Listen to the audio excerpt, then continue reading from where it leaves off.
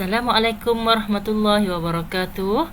Hari ini Ustazah akan sambung perbincangan soalan isi tempat kosong set 2 tahun 2008. Baiklah, terus kepada soalan nombor 21.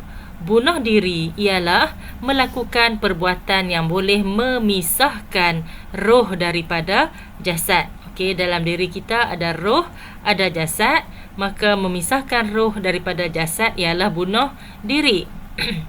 Memungkiri janji, bercakap bohong, mengkhianati amanah, melampaui batas apabila bergaduh.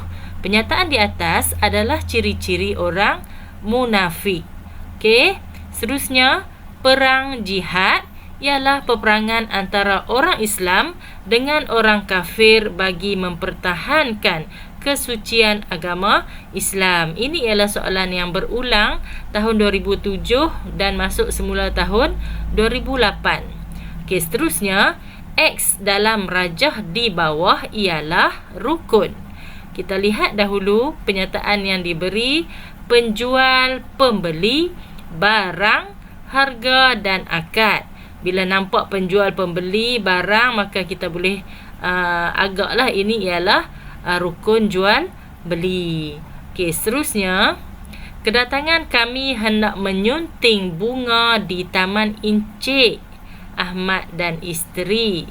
Peminangan di atas menggunakan lafaz kinayah atau sindiran. Baik, dalam tajuk peminangan ada dua lafaz yang diucapkan ketika rombongan pihak lelaki meminang. Okey, ada lafaz kinayah seperti dalam contoh dan ada juga lafaz soreh. Lafaz soreh ialah jelas, kinayah ialah sindiran. Kalau jelas, dia kata kami datang untuk meminang anak encik, macam tu. Okey, seterusnya antara kesan buruk mengamalkan ajaran sesat ialah boleh merosakkan akidah seseorang. Mereka wajib. Okey, sekarang ni ajaran sesat ni dosa besar. Bila dah sedar dosa besar, kita orang tersebut hendaklah bertaubat ataupun kembali kepada ajaran Islam. Sebab tadi dah ajaran sesat, murtad, kena kembali kepada ajaran Islam ataupun jawapan juga boleh taubat nasuha. Ni ada 3 pilihan jawapan, kita pilih salah satu. Okey, miqat makani bagi jemaah haji Malaysia yang menaiki kapal terbang terus ke Jeddah ialah di Qarnul Manazil. Baik, pelajar-pelajar boleh rujuk peta dalam buku teks tingkatan 4. Ada peta Arab Saudi tu, dia dah labelkan nama-nama tempat dan jemaah-jemaah yang datang daripada seluruh pelosok dunia lah, dia ada tempat untuk berniat ihram. Miqat makani, tempat berniat. Makan ialah tempat. Menurut pendapat ahli sunnah wal jamaah, pelaku dosa besar tetap dikira mukmin kerana imannya masih ada, tetapi dikira fasik kerana telah melakukan dosa besar. Fasik ni ialah orang yang melakukan dosa besar ataupun berterusan melakukan dosa kecil, dikira sebagai fasik.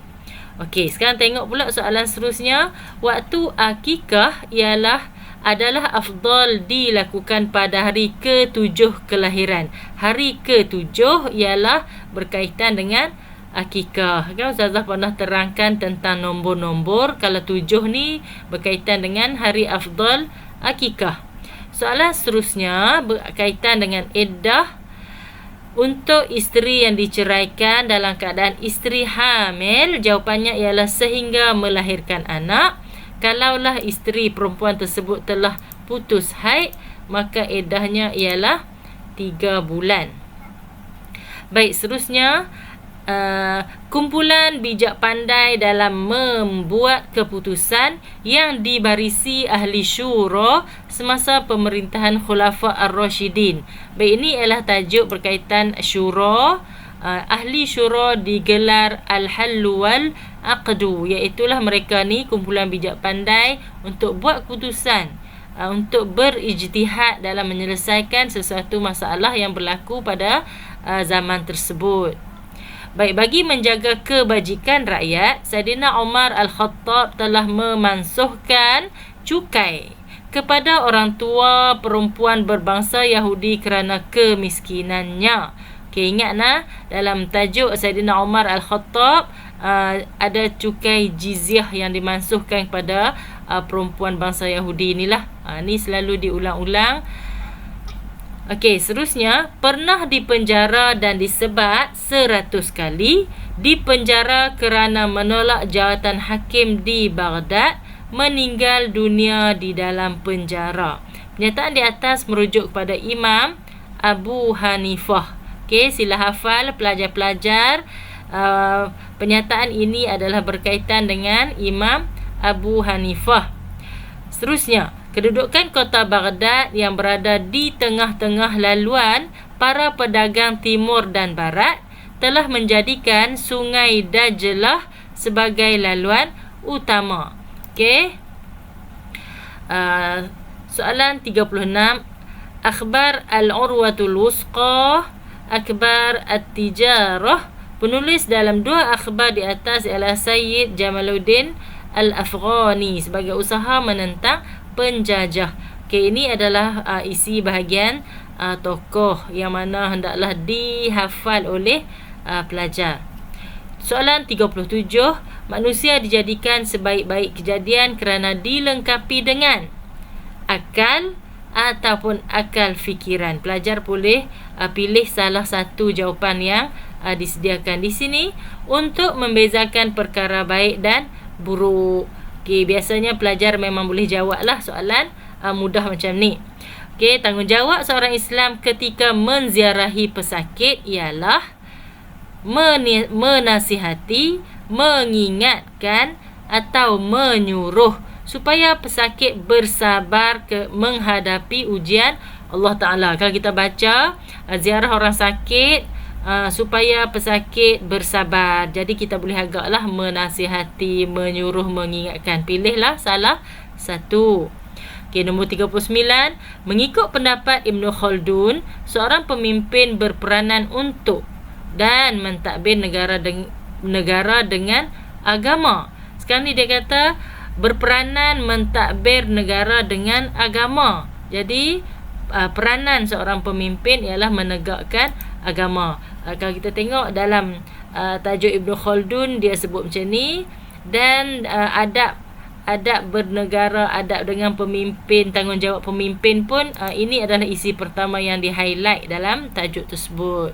Okay, last sekali, adab berniaga, tekun amanah, kerjasama, menjauhi perkara haram, melindungi hak-hak penjual dan pembeli. Ini adalah adab berniaga yang kena tekun, bersungguh-sungguh, amanah, jujur, bekerjasama, penjual pembeli, jangan jual barang yang haram dan melindungi hak penjual dan pembeli ni. Ada satu lagi adab berniaga, iaitulah ihsan, sifat ihsan ataupun simpatilah kepada orang yang nak membeli barang kita. Jangan letak harga yang mahal yang melampaui batas supaya benda yang dijual mampu dimiliki. Okey, sekadar ini dahulu perkongsian Ustazah untuk kali ini. Semoga bermanfaat untuk semua. Assalamualaikum warahmatullahi wabarakatuh.